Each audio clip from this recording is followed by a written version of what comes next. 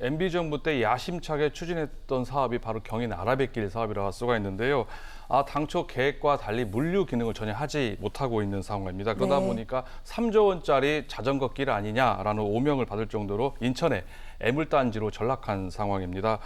정부는 그동안에 이제 이런 경인 아라뱃길을 활성화하기 위해서 2018년부터 경인 아라뱃길 공론화 위원회를 구성을 해서 가동을 해왔는데요. 네. 최근 2년 6개월간의 활동을 통해서 정책 권고문을 만들어서 환경부에 전달을 했습니다. 구체적으로 살펴보면은요, 경인 아라뱃길의 이제 물류 기능을 축소를 하고 친수 공간으로 거듭나야 한다는 것이 골자라고 할 수가 있습니다. 경인 아라뱃길이 2012년도에 개통을 했는데요. 네. 그동안 지금까지 물동량 처리가 기존 계획 대비 8.2%에 불과합니다. 그야말로 뭐 물류 기능은 거의 없었다, 실패했다 볼 수가 있는 상황입니다. 하지만은 이러면 상황에도 물류 기능을 완전히 폐지하는 건 아니고요. 네. 야간에만 선박을 운항하는 정도로 최소한도로 물류 기능을 유지하기로 했고요. 반면에 여객 터미널, 컨테이너 부두는 친수 공간으로 전환을 하게 됩니다. 이외에도 공론화위원회에서는 이제 수질이 지금 4등급, 5등급으로 아주 안 좋은 상태인데요. 네. 친수 공간으로 활용하기 위해서는 수질 등급을 3등급으로 유지 관리를 해라, 이렇게 주문도 한 상황입니다. 네. 자, 이렇게 정부 차원에서 이제 경인 아라뱃길의 어떤 그 기능 전환에 대한 논의가 원점부터 다시 시작됐다, 이렇게 얘기할 수 있을 것 같습니다. 그동안 그래서 논의에서 좀 소외돼 보였던 인천시가 지금부터라도 좀 목소리를 내야 된다라는 의견이 높은데 어떤 역할을 해야 될까요? 제가 볼 때는 그동안 인천시가 경인 아라뱃길 활성화를 위해서 그다지 노력을 해오지 않았다라고 평가할 수 있을 것 같습니다. 네. 오히려 그 지역구 국회의원이 송영길 국회의원인데요. 송영길 의원이 적극적으로 이 문제에 대해서 목소리를 높이고 있었던 상황입니다. 경인 아라뱃길을 활성화하자라고 주장을 하고 있는데요. 서울시에서 인천까지 유람선을 운항하게 만들자, 내지는 특별법을 만들어 가지고 물류 기능을 회복해야 되는 거 아니냐. 네. 그리고 관광 인프라에 투자할 수 있게끔 하자라고 지금 여러 번 공약도 했고요. 목소리를 높였다 볼 수가 있는데요. 하지만 송영길 의원의 이러한 주장은 디테일 세부 계획에 있어서는 좀 다소 한계가 있다고 보여집니다. 서울시에서 반대를 하고 있고 또 환경 단체에서도 부정적인 시각을 보이고 있는 상황인데요. 네.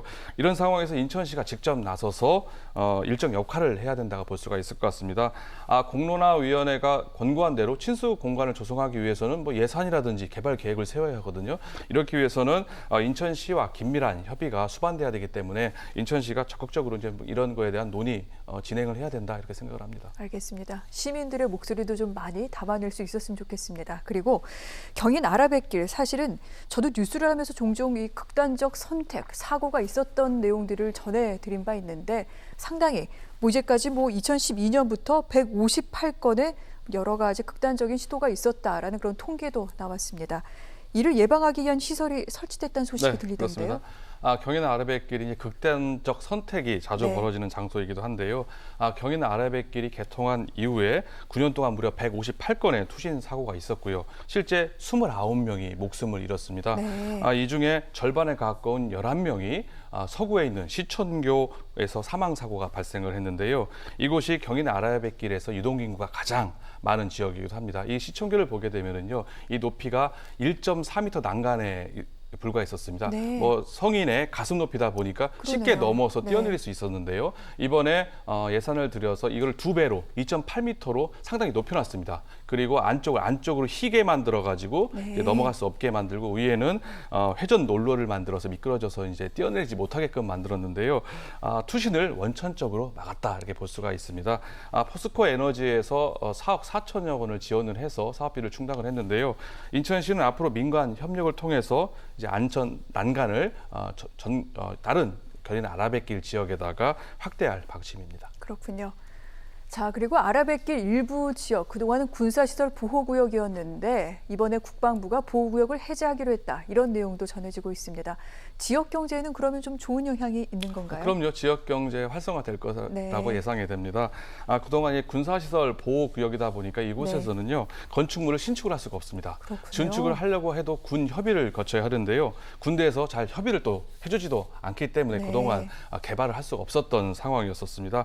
하지만 이번에 당정 협의를 통해서 경인 아라뱃길 일대 군사 보호구역, 보호시설을 해제하기로 하면서 손쉽게 개발이 가능하게 됐는데요. 이렇게 되면은 서구 시천동 일대 그리고 계양구 이화동, 둑실동 일대가 수혜를 볼 것으로 예상이 되고요. 지역 경제 활성화의 호재로 작용할 수 있을 것이다 이렇게 전망이 됩니다. 그렇군요. 자, 인천 아라뱃길 이렇게 앞으로 이제 어떻게 변화될지 이런 부분에 여기저기 관심이 많이 쏟아지고 있는 중이기도 합니다.